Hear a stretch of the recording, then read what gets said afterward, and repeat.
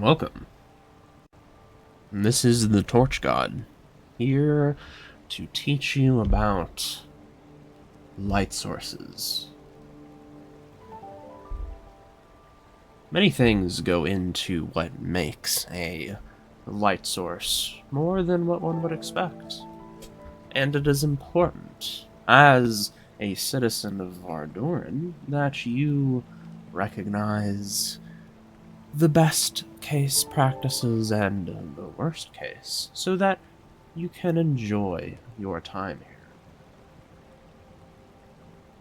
To begin, we will be talking about a few mechanical and performance-related attributes of various light sources, and we'll then move into examples on potential building strategies and mistakes that one can find themselves in.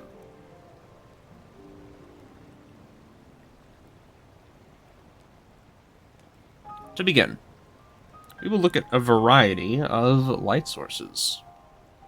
Light sources are not all equal. Many individuals may have noticed this already. Some are brighter than others, influencing a wider range. Others are dimmer. Some have motion to them. These are all components determining what kind of performance impact a light has on the environment. To begin, we'll take a look at some candles. If we look very closely, you can see that the actual glowing part of the candle seems to be what we call a polygon. In fact, potentially two different pieces, and it is slowly twirling around in a direction. It has a glow to it, it's emitting light, but technically speaking, you'll notice the light portion almost seems to be more centered, about here in the candle, not necessarily from the individual light pieces themselves. This because light sources emanate light from a specific point in their model. They don't commonly, especially when there's more than one piece, map directly to these glowing bits that we see. Therefore, the impact a light has on the surrounding area, performance-wise, is directly proportional to its size. Light sources that are smaller will have a lighter impact on server performance than light sources that are larger. That was me, not you. In addition, we have this glowing piece. This is very performant. It is a simple polygon with a few edges. There isn't a texture applied like we see on the walls, for example, and it has a glow. There are notably no particle effects coming off this, no little glowing white dots emanating. It's very clean, it's very simplistic, it has a simple twirling motion. In comparison, we will look at one of these sconces. It also has a static light source, and as you can see, there's no flickering per se. If we look at the red across this this grassy bit, what the fuck you call these? It's very static. The actual impact of the light on the environment doesn't flicker along with the movement of the flame. It's because, once again, the light source is positioned right here and is simply altering the environment in a static manner. Not extremely performant impactful, necessarily. We'll get to some interesting examples later. The notable piece of this, compared to the torch, is the animation. Now, in game design, you'll stereotypically have one of two strategies. The first being a flat static animation, and then that animation turns to match your camera. Otherwise, it can be a three-dimensional animation.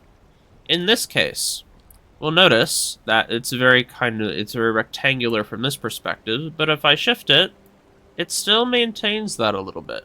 we do see that as I turn, it seems like it's potentially 2D. But if I position myself above, and I compare the animation here to the animation there, you'll notice we have particles going upwards here. But we don't really see that here. We see little bits of the particles, but they're not nearly as striking as this one we see on the left side of my screen. Identifying whether or not it's three-dimensional is very tricky. In my personal opinion, I think this is three-dimensional. But you'll notice these particles that are coming off are definitely three-dimensional. How they fly into the air changes based on our perspective. It's not straight up on my screen, it's straight up in the three-dimensional world.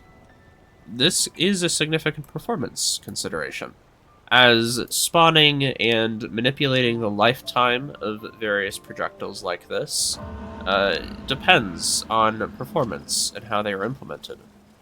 In some cases, it's a predefined, pre-rendered loop, which can be very performant.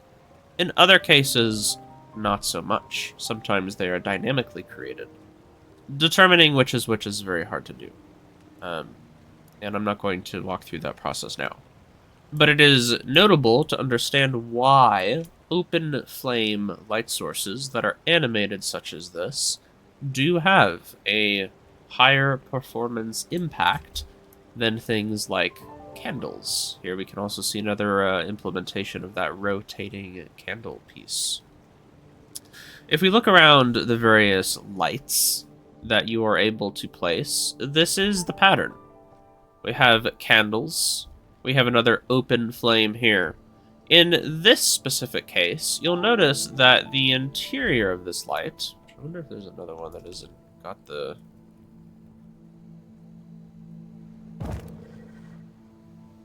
You'll notice that the interior of this light is actually a simple frame. There's no interior to this model. It's, frankly, simply a glass frame with a light source placed roughly right here, it looks like, if I had to guess, based on the intensity. It's very interesting. Now, it could be messed up because of this. This hanging one is also similar. It has no particle effects. It has no animations. There's nothing that's going to be inside the model. It is simply a static model with a light source. Also very good on performance. Even better than candles, because candles do have a small amount of animation with this twirling. So notably, these are better performance-wise than the candle is, as far as the model is concerned. It's also why plants are of concern. You'll notice that if I look at our plants here, we have various particles. These are performance impacting, which is part of the reason why plants are also going to have suggested limits. The floating candles have more animation to them. Not only do they have the little twirling, glowing bit, as other candles do, but we'll notice that the entire model seems to be slowly turning. The floating candles themselves have an animation. Therefore, this floating candle would be worse performance-wise than one of these. This is something you need to keep in mind regularly as you are placing lights, especially in focused areas. And this is something that we do take into consideration when auditing castles with regards to their lights. While things such as this are much cooler looking due to the animation, they do impact performance. Now, it is important to recognize that the performance I am speaking of in question is not necessarily server performance. In fact, the server does not care what light you use, because the server does not actually see the light as we do. The server merely notes that there is a light of this type at this position, and that is it. The server's data handling for these lights is uniform. This is all client-side performance, in which case, even if you are someone like me who has a good computer and just stereotypically does not have performance concerns when it comes to lights and flowers, others are not the same. And when designing your castles and your environments, it's very important to recognize the potential performance impact it may have on others who have worse computers than you do. Thus, best practice for lighting will do its best to avoid lights that have animations, such as this one, which has none. This is a very performant light source compared to something like one of these basic sconces, which has a more animated presence to it.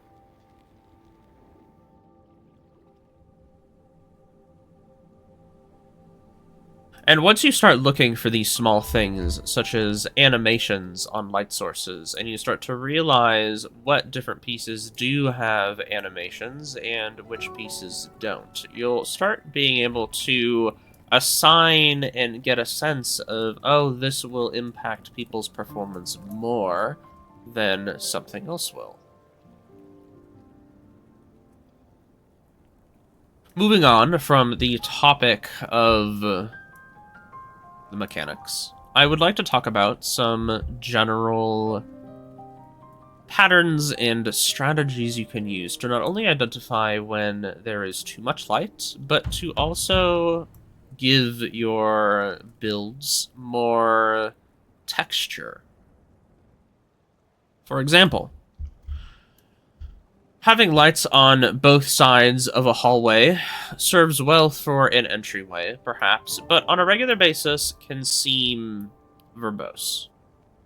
For example, we see 4 standing lights here. Not only can it make the hallway feel a little more constricted, but it is unnecessary. These 4 lights don't necessarily contribute substantially to the ambient lighting effect of the area. In which case, we could very easily remove 2 of these and maintain a similar effect, which also lends to the idea of asymmetry. If we look at this hallway in particular, we have candles on either side of the hallway. It is indeed very symmetric, but it does at the same time cause the hallway to feel a little more uniform. It is entirely possible to stagger your lights from one column to another. In realistic scenarios, for all intents and purposes, homes may not necessarily have directly opposing light sources, as it would be redundant and more cost-heavy to maintain. Staggering your light sources can not only reduce the number of lights you have in the area, but it can also add a certain amount of flow and texture to hallways in a way that wouldn't necessarily be otherwise recognizable. For example, if we take this hallway, for example, with lights on either side, if I were to potentially adjust this,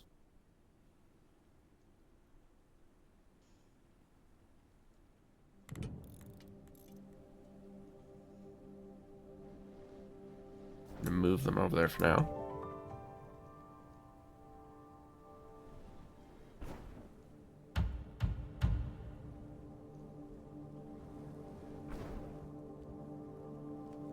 Now we have a situation where we add a little bit of space. You have darker sections in the hallway, and it almost adds this left and right ebb and flow as you're going down the hallway. The lights slightly offset, and by doing so, I have not necessarily removed a substantial amount of light from the area, but I have also removed 2 lights entirely. I would delete those. I can't at the moment because I'm in observer mode. Spreading out your lights and adding asymmetry into a design can be very impactful. Now, there is another reason why individuals tend to use lights, and that is for coloring. Especially light sources that are generally very wide-reaching, which lends to another performance consideration. And this is light source overlapping. For example, when my client is here staring at this wall, we have lights of 2 different colors that are fairly close to each other. For every single pixel, for every single section, every piece that I'm rendering on my screen, the hue of the carpet, the color of the walls, how we transition from a yellow to an orange, The game must overlap each light source to consider what color should the resulting pixel be, not only based on the light's position, but also based on the color of lights. For example, in this, if we look at this frame right here, on the left side of this bar that is facing towards the yellow light, it is colored yellow, while on the right side that is facing toward the orange light, it is colored orange. But down here at the bottom, we can see there's a little bit of bleed through. These three curved sections in particular have more of a transition from yellow to orange, and each intermediary point has to determine how orange versus how yellow must it be. This can become extremely evident in ritual locations. For example, here we have a admittedly beautiful setup, a transition from red on the left to blue on the right, with purple in the middle as a distinguisher. But you do have color blending here to consider, as the purple needs to transition into the blue. Several aspects of the wall must shift appropriately to make it feel smooth. Same with the red. We can actually see the influence of the red here versus the blue here in the transition to and from the purple. This is a performance impact. Therefore, it is important to recognize that the more lights you have in a single area overlapping, the more computationally intensive rendering that location is.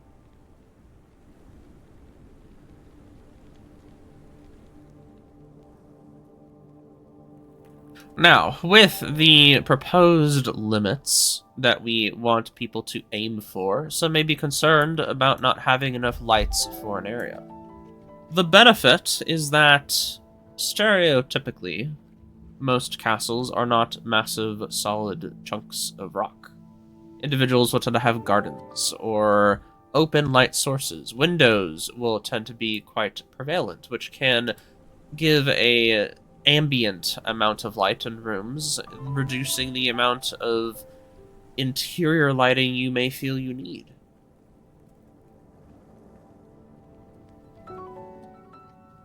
Sections like open-air gardens and whatnot don't necessarily need very many lights. For example, having the 4 lights here around the heart are not functionally necessary by any means. It's an aesthetic choice. You'll note that we have a light here, but I would consider this unnecessary. This is an open area. We don't need to be populating open areas with lights.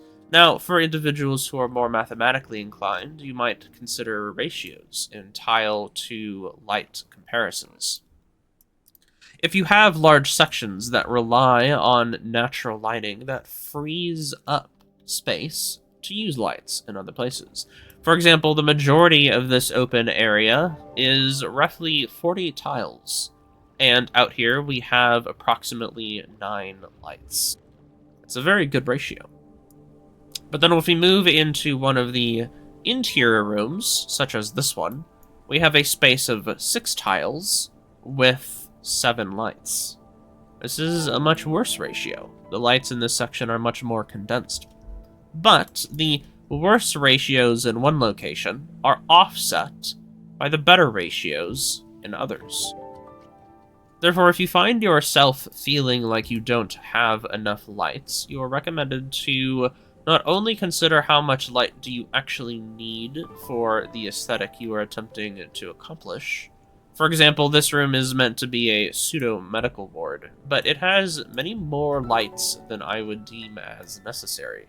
In fact, most of these wall lights, while performant, are likely unneeded. I believe this room could likely get away with 3, maybe 4 lights, and still achieve the same vibe.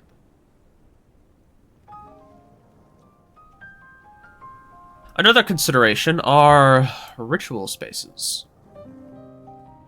Ritual spaces are interesting and tend to be a little more verbose on lighting due to the colors and representations and phys reps.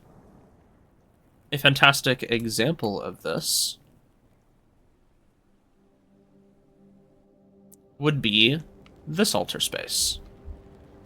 As we can see, we have various sconces, each one having a small animation, which is a performance consideration, but they are colored to match the various magical schools.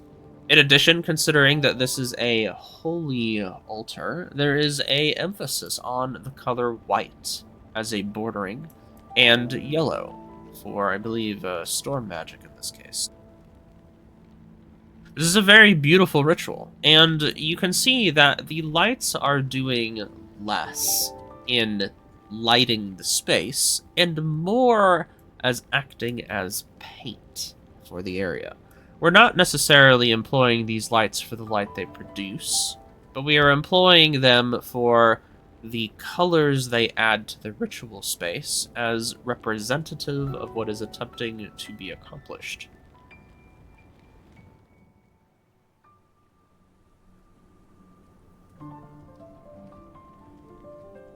Another fantastic example of this would be this shadow altar. You see that we have similar representation, illusion magics perhaps on one side, unholy magics on another, and then a variety of purple to likely represent shadow, along with some reds in the back. It's a very beautiful altar, but there is a lot of color blending happening here. And you can see that the use of candles here, while these are indeed lights, they count. It is a proper light source, and they have their little twirling effects, just like we see in other candles. These are used, again, less as lights and more as fizz-wraps. Therefore, it is not uncommon, as you can see, for ritual spaces to employ more lighting than what you would see in a stereotypical area. This is okay, as long as you recognize and acknowledge the performance impacts. For example, for this ritual space, I would expect there to be more lights than normal, but the use of the open flames, while aesthetically potentially appropriate, are more performance impactful due to the animation. In addition, the purple here might not necessarily be needed if lighting is the intention, since you have the purple from these. It's a matter of recognizing the impact and then balancing it to achieve the aesthetic you are aiming for while minimizing the performance footprint as much as possible. Ultimately, it is important to recognize when you have too many lights. In some cases, areas might feel overlit, and lights may be used as aesthetics rather than actual applicable light.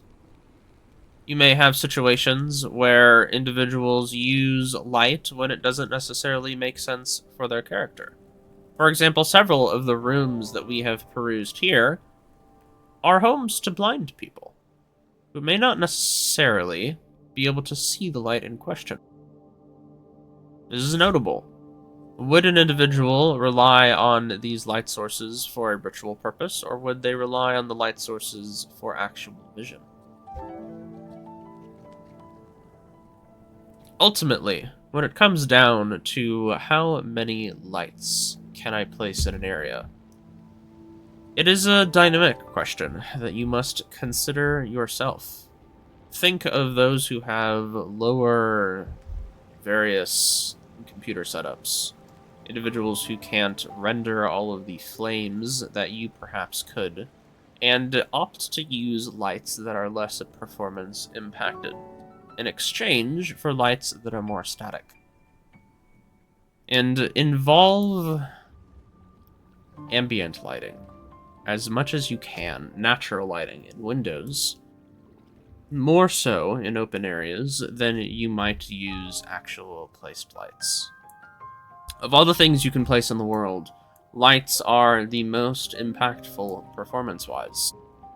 It is unfortunate this way, this is how it works, because we all want to make sure that we use lights in ways that color environments to achieve a certain aesthetic, but that aesthetic comes at the cost of performance for others.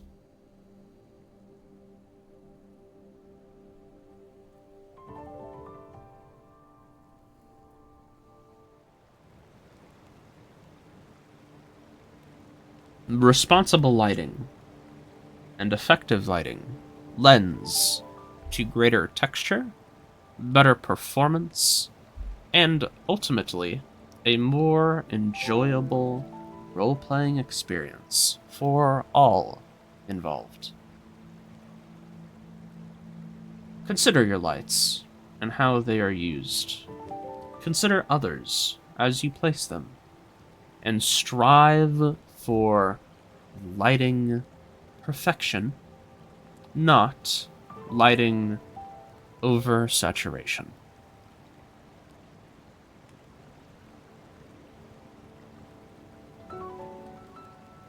This has been Torch God on the fundamentals of lighting here in Vardoran. If I visit you someday, you will not be pleased. Thus, take and heed my words, and continue your stay here in Vardoran.